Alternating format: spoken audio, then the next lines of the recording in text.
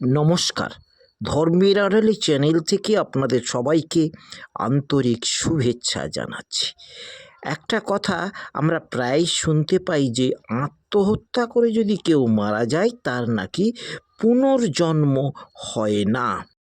জেলে থেকে যদি কোনো কয়েদি পালিয়ে যায় তাহলে তাকে পুনরায় জেলে ফিরিয়ে আনা হয়। কারা আত্মহত্যা করে? যারা এই জীবনটাকে নরক মনে করে, এই জীবনটাকে মনে করে যে কারাগারে জীবন, অভিশপ্ত জীবন, তারা তখনই আত্মহত্যা করে।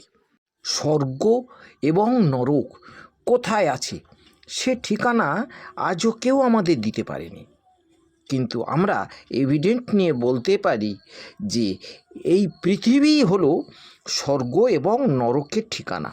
এখানে কেউ স্বর্গর সুখ ভোগ করে, এখানে কেউ নরকের যন্ত্রণা ভোগ করে। তাহলে যে ব্যক্তিটি এই নরক যন্ত্রণা ভোগ করছে ভেবে দেখুন তো, সে নিশ্চয়ই খারাপ কর্ম করেছিল আগের জন্মে বা এই জন্মে, তাই সে নরক যন্ত্রণা ভোগ করছে, তাই তার জীবনটা কারাগারের জীবন হয়েছে।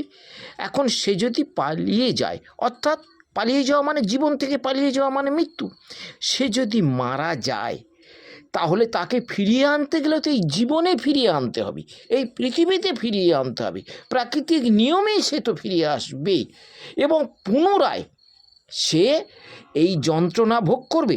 তার যে শাস্তিটা আছে সেই শাস্তিটা সে ভোগ করবে, আর তার সেই শাস্তি ভোগ করার জন্য তাকে পুনর্জন্ম হতেই হবে, তাকে পুনর্বার জন্মাতেই হবে।